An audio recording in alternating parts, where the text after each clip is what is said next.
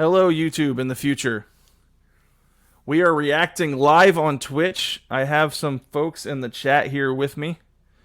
Um, we're doing this because UEFA are a bunch of big losers, and they took down my ability to live stream. Yes, we are in the future. Welcome. Um, they took down my ability to live stream on YouTube. They are a bunch of crybabies about me showing the timer and the timestamp of the game in my live stream, and they have removed my ability to live stream there. So we are over here on Twitch. So if you want to check out live streams of the Euros, you can click the link, which should be in the description, unless I'm lazy in the future. You should be able to find a link in the description for my Twitch, and you can go check out these games for the rest of the Euro tournament on Twitch. But in today's video, I'm going to be reacting to Football Meta. He's been one of the goats on my channel explaining tactics, and we're going to be learning about why England's attacks were so unthreatening.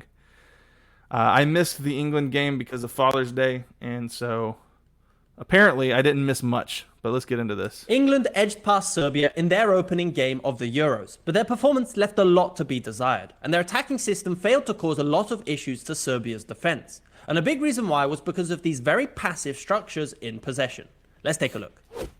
So far this Euros, the big teams have not missed a step, and we've seen some very impressive performances from... I do want to see...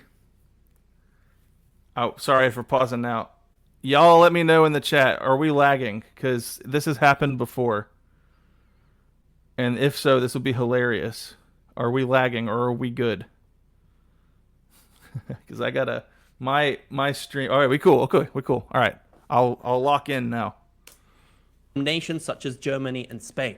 And last night was England's chance to prove that they can go all the way in this competition. But their performance didn't inspire much confidence in all the England fans. And we're going to be looking at why that might be the case, starting with the initial formations from both teams. So England started the match in a 4-2-3-1, while Serbia were in a 3-4-2-1. However, Serbia's defensive structure was much more with a back five, and then they did switch it in the second half. That meant they were a lot more aggressive and a lot more... Dude, a lot of teams have been doing that, where their formation isn't a back five, but they drop into a back five. And I think it looks like that's something that's really easy to do with the way that they've lined up in their formation. Is really easy to drop into a back five.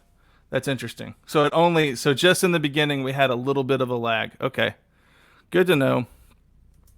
More dangerous to England's defense. But we're going to be looking at what changes they made to exploit a weakness in England's structure. So the first thing I want to highlight is the build-up structure. And I want to highlight the position of Trent Alexander-Arnold as the double pivot alongside Declan Rice. Now, this is something that we know he does at Liverpool. We know he inverts into the center. But the big difference is that when he's at Liverpool, he doesn't invert into the center in this initial position here, but he does it much further up on the pitch when he's in this position here, when Liverpool already have control of the pitch and in the opposition's half. During build-up, Trent Alexander-Arnold is used in this position here where Walker is, and it's only when Liverpool move into the opposition's half and they have more control that he's more central in these positions here, because it's here where he... I guess I haven't watched enough Liverpool, I guess, because I always thought that Trent Alexander-Arnold played on that wing, that he was pretty much exclusively on the side of the pitch there. I don't think I've ever seen him actually play in the central position, so that just must be a factor of me not watching a lot of Liverpool play. But so moving him to the center, I wonder what that actually does tactically. He has time to play these really dangerous diagonal balls across the pitch or balls in behind for the strikers or wingers to run onto. But in this position here, Alexander-Arnold isn't the most press-resistant He's player. a great and a lot passer. of times he did make a few mistakes in possession that Serbia were able to take advantage of and maybe get a shot away from the edge of the box. But the main issue from England's build-up and why it never really worked during the match was because they had a lot of players coming towards the ball that wanted the ball to feet from Pickford. But by doing that, you completely isolated Kane and the front three. And Foden even was another player that would drop deep constantly alongside Bellingham. So England ended up with so many players in this position. But with Pickford playing long balls into Kane, the only player that could really provide support was Saka, and there was no way for England to outnumber Serbia's defense from these positions. So as these players even pushed up and tried to help out, there just wasn't enough time for England to really create a structured attack from this position. Now, like we said, the vast majority of the match... Y'all let me know here, because I tuned into the England match for just a short bit, just from my phone while we were at my father-in-law's house, and it seemed as if Kane was playing further up than I've ever seen him play. Like he was dropping further into the formation rather than staying as an attacker. And I could be wrong because I only caught just a little bit of it. But I heard some fans talking about how he was coming too far forward and he likes to send to pass it back out. But they were saying he needs to be the one there to receive the ball, so that he can score goals as a primary goal scorer.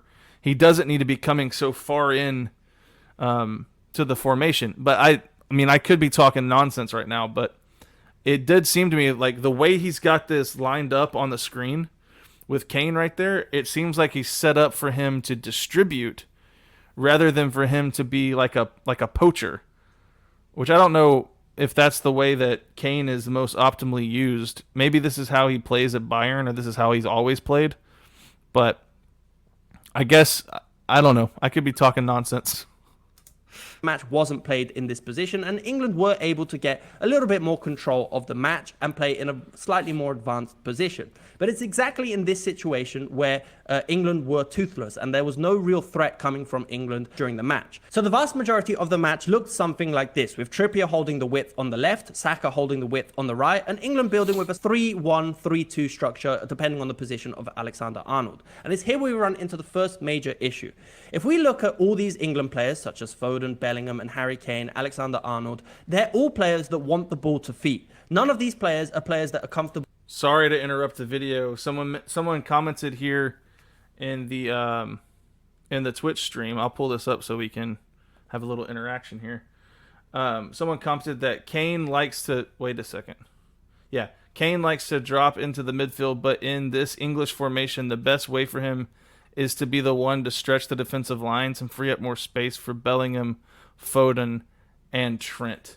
Okay, so that's the opinion that I heard some English fans talking about. All right.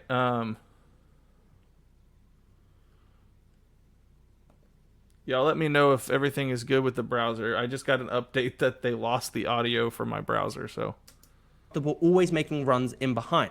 So if it's Foden or Bellingham, they were constantly coming deep into these positions here to try and get the ball from the defenders. But this created absolutely no issues for Serbia's defense, because you'd end up with so many England players in this position and no one was threatening a run in behind. Right. So Serbia really didn't have to do anything in the first half to stop all this possession that England had. They would end up with so many players in front of Serbia's midfield that it completely isolated the front three. And from these positions where England was then maybe able to work the ball out to Saka, when he did receive the ball, there was just no way that he could get past by himself. And it just took England way too long to give support to a player in this position. At times when they were able to get Walker in a more advanced position, they were quite dangerous, and we'll see why the goal resulted in this situation here. But essentially having all these players want the ball to feet meant that it completely isolated Serbia's defense, and there was no threat for a ball in behind.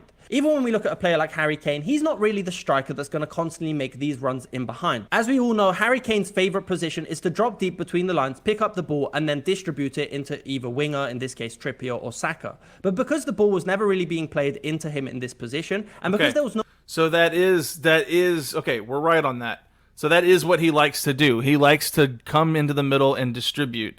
And the criticism is that they need him to be a more... They need him to stretch the defense and to attack and be the goal scorer, not to be the distributor. And frankly, when you've got guys like Jude Bellingham and Alexander-Arnold, you don't need Kane to be a distributor. You need him to be a goal scorer. At least that's what I'm seeing here.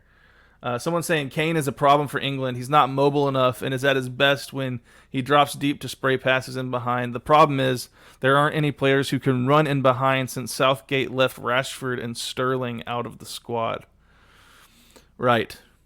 So he's their best goal scorer here. He's the threat back there. And so instead of having him drop in to distribute, I mean, I'm looking right here at two of the best passing midfielders in the game, right? With Arnold and with Alexander-Arnold and with Bellingham. So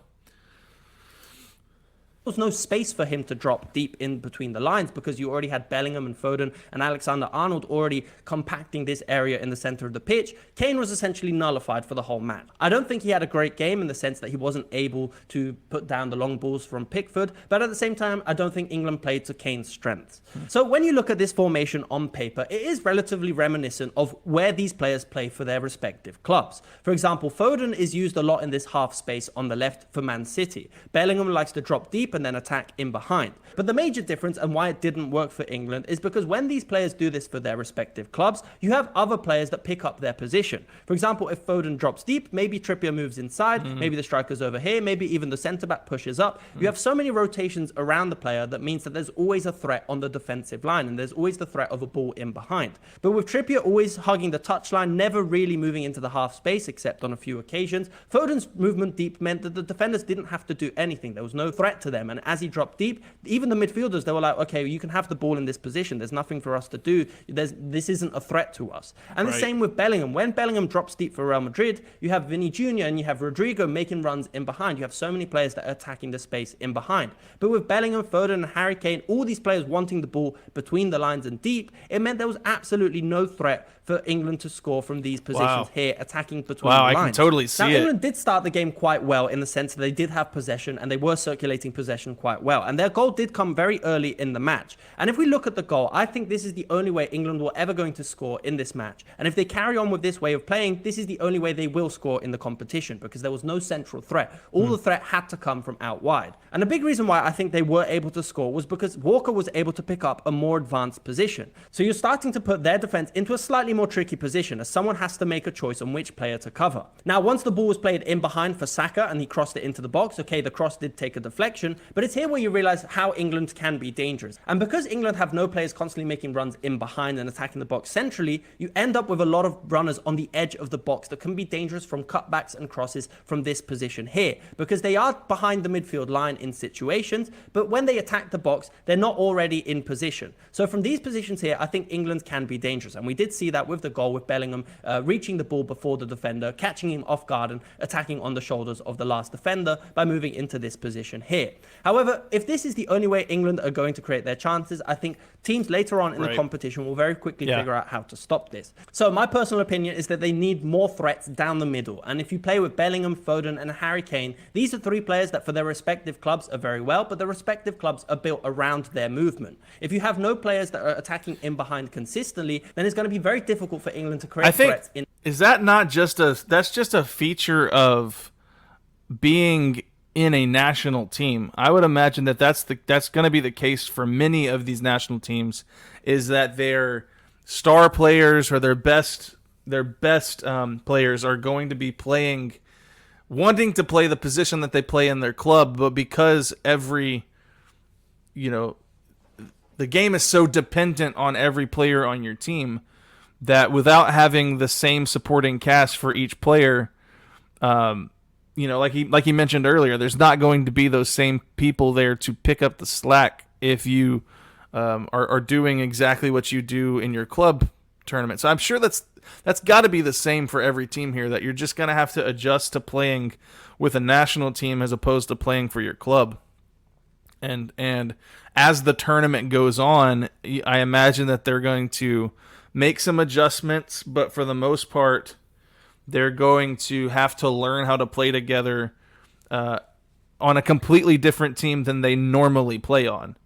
So that's just interesting. I think that's just a dynamic of playing on a national team in other ways. So England were on top in the first half, at least in terms of possession and control of the game. But the second half was a completely different story, and Serbia were a lot more dangerous going forward. And a big reason because of that was how they used their wing-backs, so a big change in how they wanted to attack going forward. So in the first half, with Zivkovic and Kostic acting as the wing-backs, they were a lot more passive in possession. They were much more concerned about England's attacks, so these players were not able to push forward too much because they were scared of these overloads out wide with Saka and Trippier. But they realized very quickly that England weren't overloading the defense. There was no threat, and they could easily outnumber these positions here. Now, the first major difference for Serbia was the introduction of Mladenovic in place of Kostic as the left wing-back position. From this position here, they weren't so concerned about keeping a back five anymore, unless England were controlling the ball in their half, but they were a lot more comfortable pushing forward. And in the second half, we saw their wing-backs stretching the pitch as much as possible and being very, very dangerous in these positions here, because then they were able to create these combinations between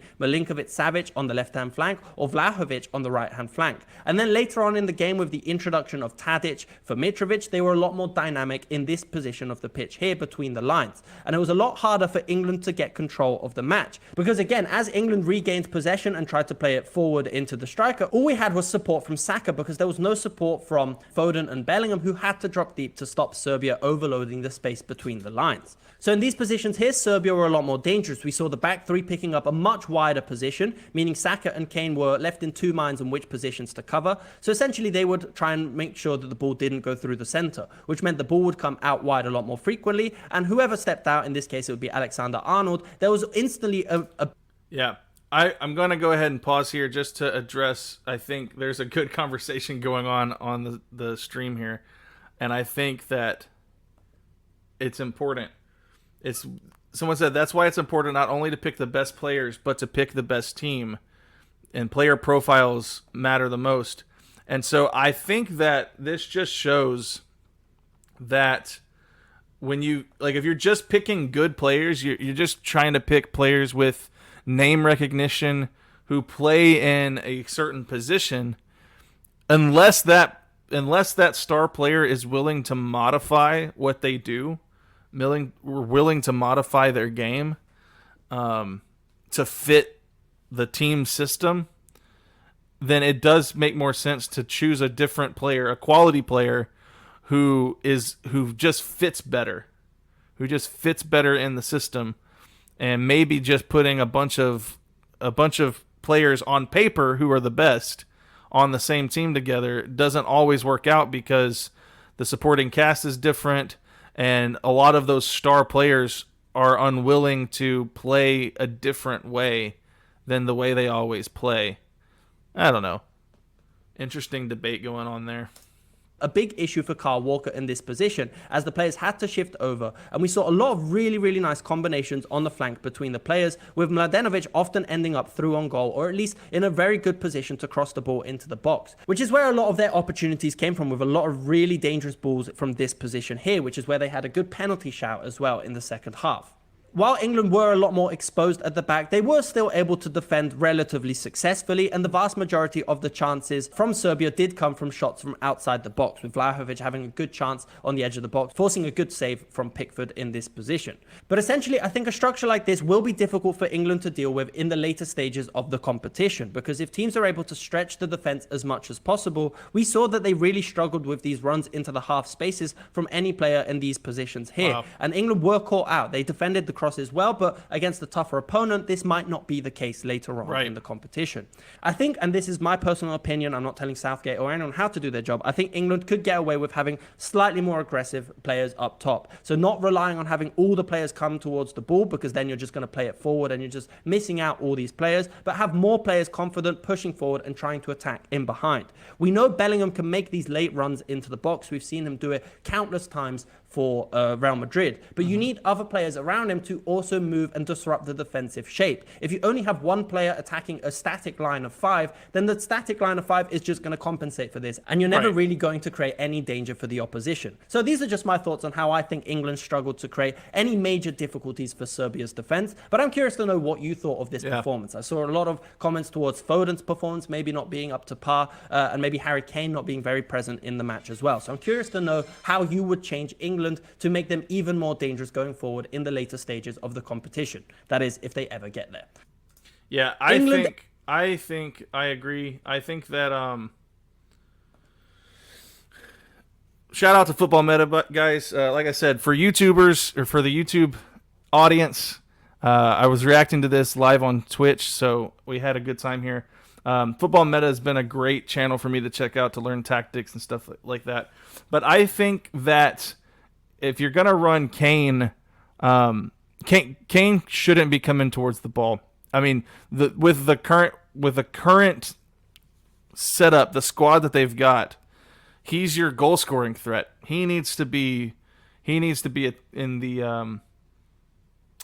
not be trying to distribute so much. He needs to be trying to score goals, or he needs to adjust to the way he plays. At least that's what I'm saying. All right, so underwhelming performance from England for sure. I don't know. Is it coming home? After that kind of performance, and after seeing the performance of Germany, and we're going to see what France looks like today, are you confident that it's coming back home? A lot of people were really confident coming into this. I don't know that I would be very confident there.